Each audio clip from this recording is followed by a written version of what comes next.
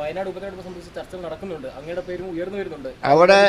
അവിടെ രാഹുൽ ഗാന്ധി ഒഴിയുകയാണെങ്കിൽ പ്രിയങ്ക ഗാന്ധി വരണമെന്നാണ് വയനാട്ടുകാരും കേരളത്തിലെ കോൺഗ്രസ്സുകാരും ആഗ്രഹിക്കുന്നത്. അത് പൂർണ്ണമായിട്ടും ശ്രീ രാഹുൽ ഗാന്ധിയുടെ പരിഗണനയ്ക്ക് വിട്ടിരിക്കുക.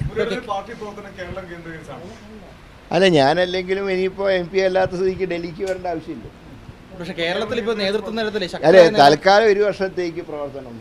ഇപ്പോൾ കേരളത്തിൽ നിയമസഭാ തെരഞ്ഞെടുപ്പ് നടക്കാൻ പോയിട്ട് 2019 സംഭവിച്ചത് വലിയ വിജയം നേടിയെങ്കിലും നിയമസഭയിൽ വലിയ തിരിച്ചടി ഉണ്ടായി. ഇപ്പോൾ പൊതുവെ വരുന്നത് കോൺഗ്രസ് നേതൃത്വം കുറെ കൂടി ശക്തമായ രീതിയിൽ ഇടപെടണമെന്നാണ്. അപ്പോൾ ആ സാഹചര്യത്തിൽ അങ്ങ് കേരളത്തിലേക്ക് പ്രവർത്തനം മാറ്റുകയാണെങ്കിൽ, നിയമസഭാ തെരഞ്ഞെടുപ്പ് ലക്ഷ്യമിട്ട് പ്രവർത്തനം മാറ്റുകയാണെങ്കിൽ കുറെ കൂടി പാർട്ടിക്ക് ഗുണകരമാവില്ലേ അത്?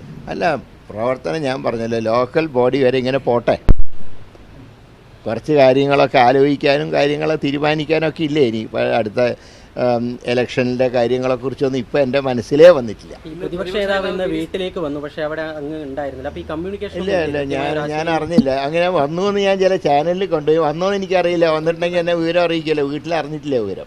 താങ്കളെ വിളിക്കുകയും ചെയ്തിട്ടില്ല? ഇല്ല, വിളിച്ചിരുന്നെങ്കിൽ ഞാൻ ഉറപ്പായിട്ട് പറയുമായിരുന്നു ഡൽഹിക്ക് വരികയാണെന്ന്. അത് ഞാൻ അറിഞ്ഞില്ല. അങ്ങനെ വന്നോന്ന് എനിക്ക് ഇപ്പോഴും ഉറപ്പില്ല. 2 ദിവസമായിട്ട് താങ്കൾ ഡൽഹിക്ക് വരുന്നു എന്നുള്ള വാർത്തകൾ സജീവമായിട്ടുണ്ട്. അപ്പോൾ ആ സമയത്ത് അദ്ദേഹം അല്ല, അദ്ദേഹം രാഹുൽ ഗാന്ധിയെ യാത്ര അയച്ചിട്ട് മടങ്ങുമ്പോൾ ഒരു പക്ഷേ ഞാനുണ്ടെങ്കിൽ കാണാമെന്ന് വിചാരിച്ചിട്ട് വന്നതായിരിക്കാം. കാരണം രാഹുൽ ഗാന്ധി കൽപ്പറ്റയിൽ നിന്ന് വൈകുന്നേരം 7 മണിക്കാണ് അദ്ദേഹം യാത്ര തിരിച്ചത്.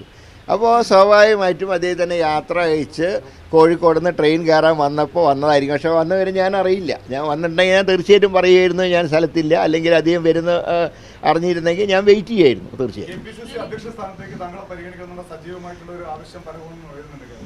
ആവശ്യമില്ലാത്ത കാര്യങ്ങൾ ചർച്ചയുടെ ആവശ്യമില്ല. ഞാൻ പറഞ്ഞില്ല, ഒരു വർഷം ഒന്നിലേക്കും ഇല്ല എന്ന് ഞാൻ പറഞ്ഞതിൽ ഒരു മാറ്റവും വരുത്തേണ്ട കാര്യമില്ല.